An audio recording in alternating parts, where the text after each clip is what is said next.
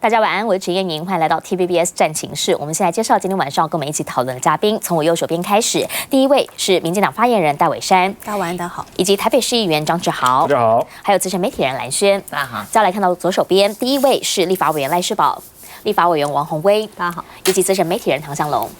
一开始，我先带大家来看到的是呢，在俄乌战争前线的一个最新的发展。原因是因为当美国说他们要短暂的关闭他们的大使馆，因为收到了可靠的情资，说可能会有密集空袭之后呢，西方国家纷纷关了使馆。来看报道。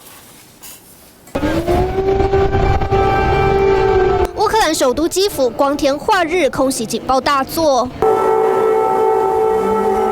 即使入夜，基辅一样不平静。在乌俄开战破千日之际，双方互相发动大规模攻击。乌克兰军方宣称拦截到俄罗斯对基辅发射的飞弹。У нас такий сусід божевільний.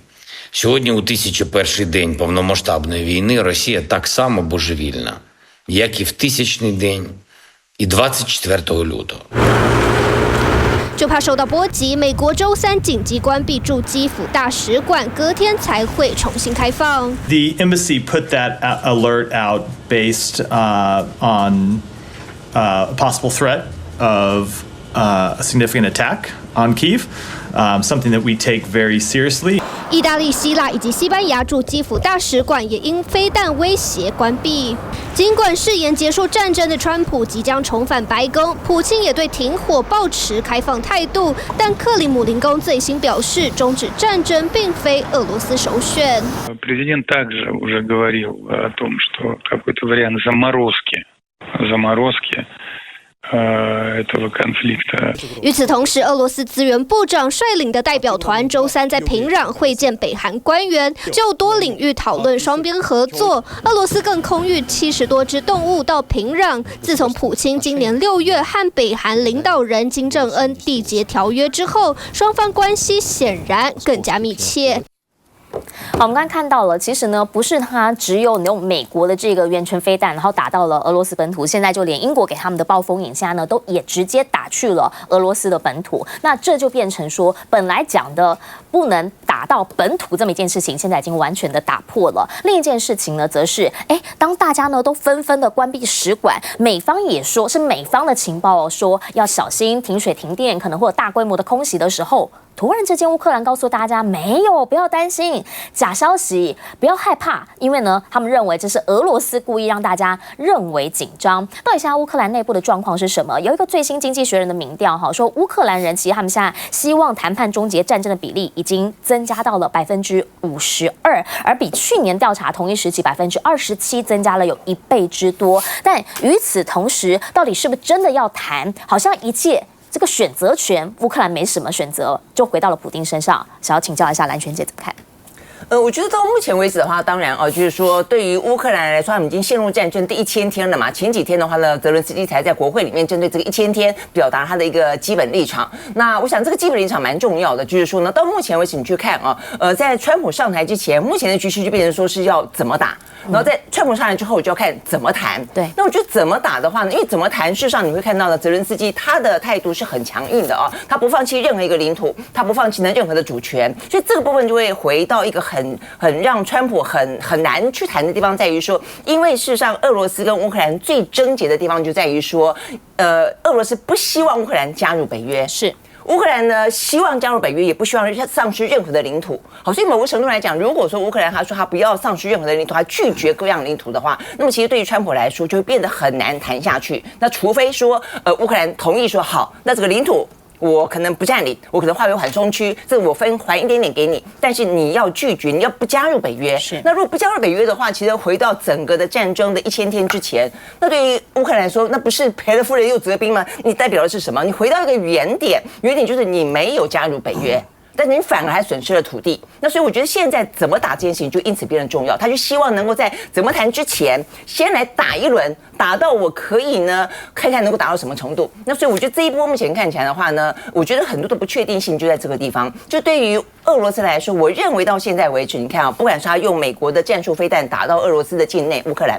那不管他又用了这个暴风之影打到了这个俄罗斯，还据说打到了一个军事设施里面，还说有北韩的官兵在里面。但是甚至呢，美国最新的拜登又批准了一些呢人员杀伤地雷，因为呢现在呢俄罗斯的军队用步行的方式往乌克兰挺进，所以他希望用地雷的方式呢阻止俄罗斯呢深入乌克兰的境内。但是目前看起来那么多这些动作，俄罗斯都没有太多的反应。我觉得这点很微妙所以某个程度来说，如果你不要真的打到俄罗斯什么军事设施这个很大的军事设施，然后呢造成很大的伤亡或者很多的能源设施的话，某个程度我觉得俄罗斯普京也想要睁一只眼闭一只眼，即便用了所谓的核准则、核威胁，但是因为他要给普丁面子所以某个程度来说的话呢，就是说他维持了一个，他其实一开始他就没有要领土，他一开始其实就是因为他不要乌克兰就是加入北约，不要让这个北约东扩，他只要达到这个目的就好。所以我觉得目前看起来，变成说是俄罗斯好像还在那边稍微的观望，可以看看可以忍受到什么程度。所以这两天我们看他也对川普释出他要和谈这样的一个讯息，就大家可能会觉得有点奇怪，说为什么这一次俄罗斯有一点点吞忍的感觉？那我觉得他也在做观察，但是要看乌克兰接下来怎么打。如果他真的继续打，然后呢，目前看起来的话呢，包括俄罗斯拦截的也还算多，那所以呢，造成了毁损的状况并不严重。但如果说真的打到了让俄罗斯觉得痛的时候，那么他可能就不管你了，他不管接下来谈判怎么样，他先这一轮先跟你这个开干。不可，所以我觉得现在的状况就变成说，这段时间可能要看怎么打，而且是关键在于乌克兰怎么打。那现在的英国跟美国，包括法国，还打算要挺到什么程度？那接下来的话呢，这一轮过去之后，接下来才看看川普怎么谈。那但是这个部分的话呢，还要得等到现在的状况，大家担心的，不管是什么山战的危机、核战的危机，不要爆发才可以。是，虽然说呢，像克里姆林宫告诉大家，华盛顿还有他们这一边莫斯科的热线已经停用了，等于我们双方是没有什么交集的。但很明确的是，你有感受到一个氛围，在国际间，川普现在确定即将在明年就任之后，那整个俄罗斯前线继续放手打，但他的感觉已经不太一样了，因为呢，他开始说，我们愿意来谈停火，我们也愿意冻结冲突。东部这边，我占的比较多，有一些零散的划分，我们可以再来谈嘛。那南部这边，可能我的比例也没那么高。如果说有真的需要拿回去的话，这些忽然。普京这边好像转圜空间大了，弹性大了，可以谈了，这差别到底在哪里？请教小龙哥。我觉得最后不会有一个谈的形式或者是结果。在二战之后的所有的战争的停止，就是打到累了，就停下来了。停下来之后，譬如说两岸既没有停火协议，更没有和平协议，可是也就停了70几年。当然是有台湾海峡的关系。在韩国虽然打得死去活来的，打出了一个38度线，用这么多的强权力量去维持那个38度线，一个停火协议，它也没有和平协议。那为什么是38度线？也没什么道理，就打到那边就停在那儿。同样的，今天的俄乌战场当中，我们只需要知道几件事情，就是第一个就是他打1000天，乌克兰呢失去了70%的 GDP。乌克兰呢失去了40%的人口，乌克兰呢同时呢也会失去20%的领土。同时呢，他起码有20年的时间呢，他要承诺他不加入北约，最少强权国家乌克兰不用承诺，周围的强权国家承诺，20年之内不让他加入北约，20年之后再讲。那这些呢都是乌克兰要承受的，同时他要失去的土地呢是乌克兰最有生产力的。包括现在呢，在那条的战线的边上，俄罗斯现在继续的往前推进，他要的不是土地，而是在往前推进的时候，乌克兰呢另外一个非常重要的煤矿的产地跟它的锂矿的产地就在前面而已。你想两块大肉在那个前面，你认为俄罗斯会不往前进吗？不可能。美国呢布地雷是有道理的，因为美国从过去到现在为止，虽然大家觉得地雷很残忍，他也卖布雷车给台湾了。美国在1991年、92年，当东欧苏联瓦解了之后，联合国里面呢推动所谓的反地雷公约，美国从头到尾都没有签过。美国对许多在战场当中的残忍的违反人道的行为，美国从来没有呢签过字。所以不要对于战争当中的那些的残酷性在任何一个战场发生的时候，抱持的太主观的以为 good guy and bad guy， 美国是那 good guy， 我从来不这样子想。再来第三个就是说，我们在看到呢，今天乌克兰对，因为现在剩下的一个变数呢，就是美国在政权的交接的空窗期。那有权利的人现在呢还没有办法呢行使权利，没有权利的人呢他什么都可以做。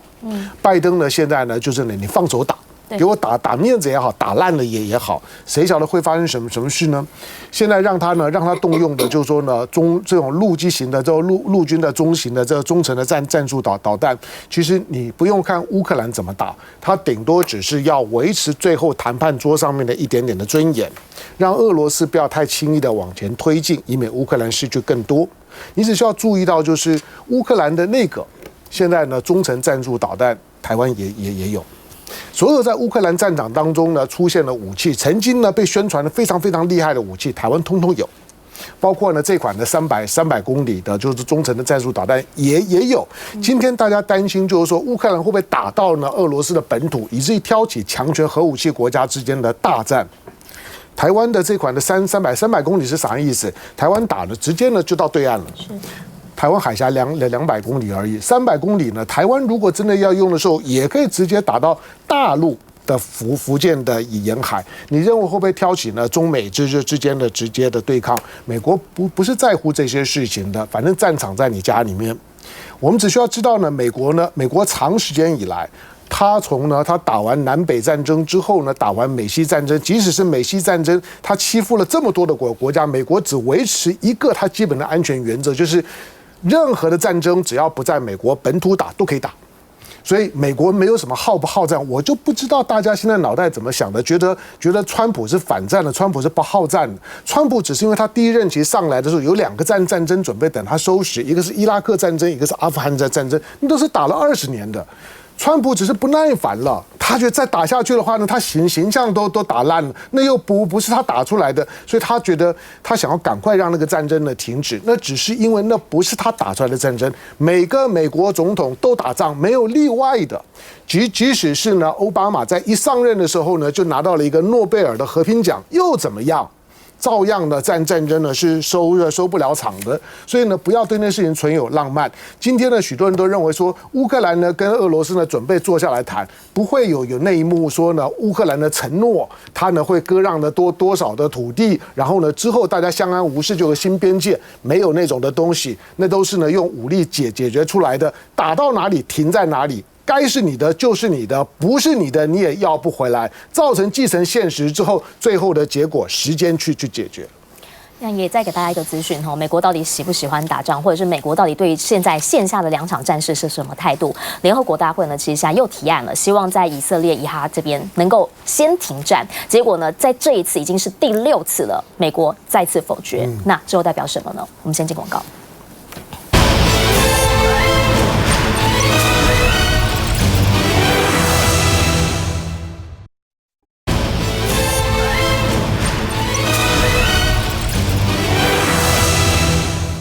好，我们再来看到的是这2天大家都在关心的，就是这件事情到底我们的政府会怎么样来处理？一个在劳动部下面劳动署里面的一个北分署的员工，那他这个真的就是死谏。结果呢，现在我们发现了，从昨天一大早在立法院里面，我们的劳动部长何佩珊讲话呢，还非常的有底气，告诉大家什么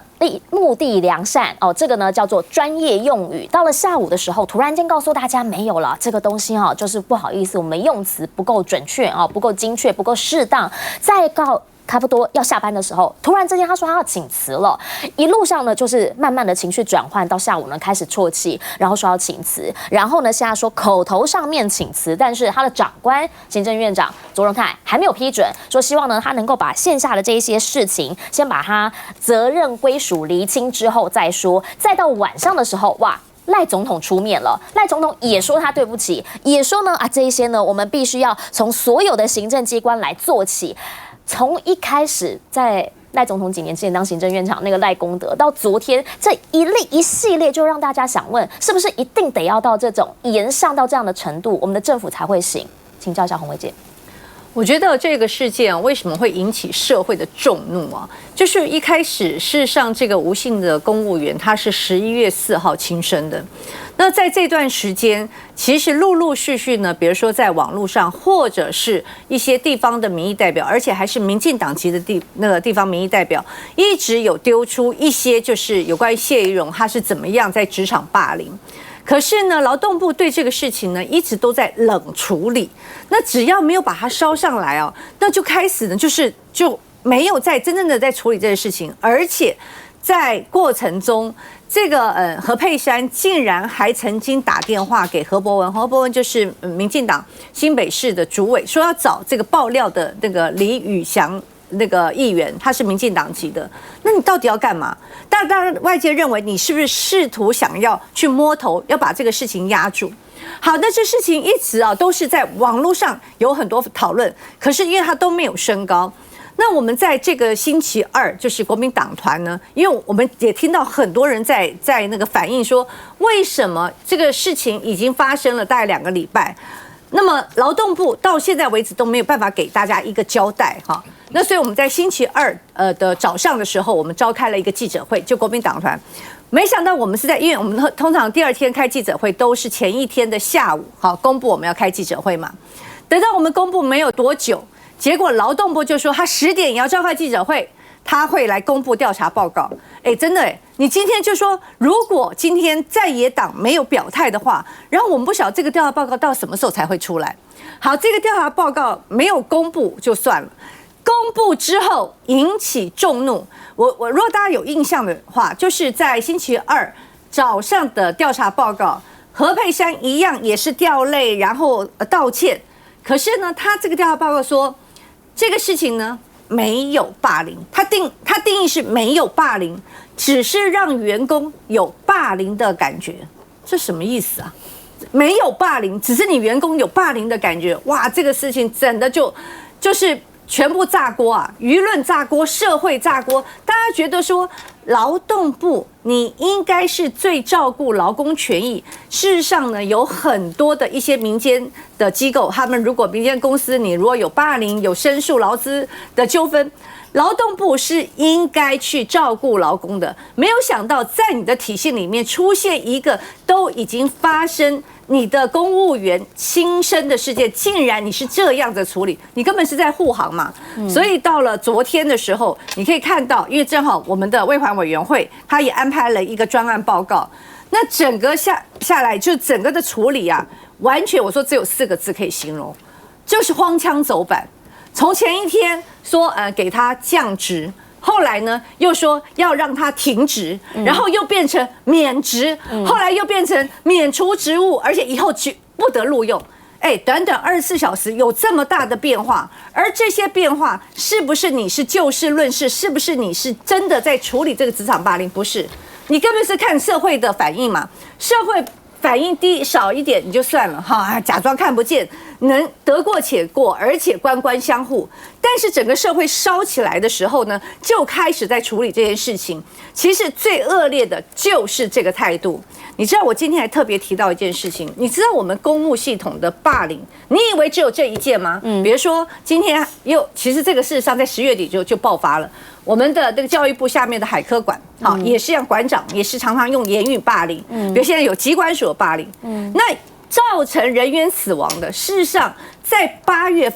月底，保发中心就曾经发生过，是一个工读生，因为呢他想要去念书，结果那个主管不准他去念书，而且用言语霸凌他，造成这个弱势的工读生最后坠楼死亡。你知道吗？这是8月底发生的事情。我请问你，那个时候。院长有出来道歉吗？总统有出来道歉吗？没有，因为这个事件，当时社会还没有高度的重视，也没有一个完整的报告。对，没有完整的报告，所以也就是因为大家对这个事件得过且过，能够护航就护航，能够盖过去就盖过去。短短几个月时间，现在有一个公务员之死，所以我说从工读生之死到公务员之死。这个事件如果能够唤起整个公务体系，有太多角落，不知道有多少土皇帝，但是你们都没有办法处理它，而造成很多的公务员也好，约聘雇也好，工读生他们的痛苦。如果能够真正解决这些问题的话，那我想这个事件它是一个悲剧，它才有价值，而不是要让这些道歉沦为非常廉价的政治危机处理而已。好，因为这些事件呢，大家都必须要了解一件事情，就是这些长官他不是赖清德上来之后他在这边的，他其实前朝的时候他就在了，前朝的时候有发生了多少这样类似的案件，大家就想问啦，那现在的感觉是什么？是不是照亮了绿营8年完全执政下的不堪？很多事情以前发生，但以前我们都不知道，为什么一定要用这样子的一个方式才能够让大家理解这一件事情呢？好，而且现在因为一个案子就像迷途一样，它会烧嘛，所以委员这边也有人打电话跟你们这里来爆料了。有，我的选区的选民啊，就来办公室来讲，说特别提到，他说这个因为这个谢宜容啊，他提到说叫做什么上善若水。就是最好的善了，就像水一样，就大家要相处得好啦，这个姿态软一点啦，什么之类。他的言下之意呀，就是说，长官对部属应该就是要很柔和，用这种辅导啦、规劝啦，取代那种威吓啊、命令啊、霸凌这样子。可是这个爆料的员工就讲说啊，实际上做的刚好相反，他是对长官很柔和啊。对部属很严苛啊，就大家最近这几天都在讲的嘛，对不对？你这个收到他的简讯 ，LINE 1分钟或者特殊情况10分钟，不是说已读啊，不是啊，他是要什么？要按照他的格式来回复，否则第2天骂人了。所以这些爆料的人就是说，他因为过去已经被骂好几次了，所以怕这个又被骂了，所以他就录音。说你这件事情整个来龙去脉，他要这样子，所以这里面林林总总最近的一个网络啦，最近的节目口音节目，不管蓝台绿台都在骂这个谢宜容。可是你注意看哦，谢宜容姿态还是非常高。对，他出来道歉，你注意看到那是道歉吗？另外找10几个律师来发一个说，他都没有说这个事跟他没有关系。怎么会没有关系？要不是你这样子的咄咄逼人，你这样子的霸凌。他会去轻生吗？一条人命，这是人命关天，这是人命关天，这么重要的人命关天。好了，那么你注意看嘛，我就特别提到了，何佩珊他的背景是什么？劳动部长，是他过去就是一直待着柯建铭民进党总召的一个助理兼主任，他就是一个立法委员，资深立法委员的主任，直接给他升部长，直接给他跳部长，他底子太薄嘛。结果一看了，谢宜良那就很简单了，他背后是老柯柯建铭的后台他是多硬啊，他基本上我们来常常看到现在审预算呢，好多部长是排队等着见柯建铭的，他的分量这么重，他是比部长还高了好几等级的这样一个人物，结果他的背后靠山是他都不敢办这个谢宜良，那就代表什么？谢宜良的靠山比柯建铭还高啊，就这么简单啊，就比靠山啊，你的靠山只有一个柯建铭，他的靠山后面大家一直认为直指陈菊，虽然他的媳妇说概不关黑啦，可是大家看嘛，谢宜良你的背景是什么？你过去就当过许文春的，他办公室里面秘书也好啦，助理也好啦，等等的啊，许文春大家不是都说啊，就是道地的局系的子弟兵吗？所以你用这样来说，你怎么撇得清？是最后一点我要强调的，到现在为止，我们的行政院长道歉，总统道歉了，为什么何部长还不走人？总统都道歉了，代表他做错了，这个体制不对了。然后说这个要管什么啦？这个要负完责任以后再走。他言下之意就是让他处理到说辞职不能够解决事情。那我就问了，不辞职能解决事情吗？只是让这个事情摆烂而已，很难看的。就这个事情，你会发现到为什么一个最后赖清德出来道歉，因为这个火烧得太大，已经动到他的支持度。好，必须要理解一件事情。昨天我们讲，有人把这件事情比喻成什么？比喻成洪仲丘第2。那个时候国防有一块布盖着，现在我们深深的知道，原来劳动部它也有一块布可以盖着。这么一件事情， 2个礼拜了，然后到现在我们看到一个报告，让我们所有的人下巴都要掉下来，说怎么会是这样写的？一个劳动部还是资动部啊？我们真的搞不清楚。然后大家也想问啦，这件事情它的政治危机，今天游云龙老师是这样讲的，他说比巴掌溪还来得严重。还记得当年巴掌溪事件吗？现在大家也是看到一个生命就这样在我们眼前不见。我们先进广告。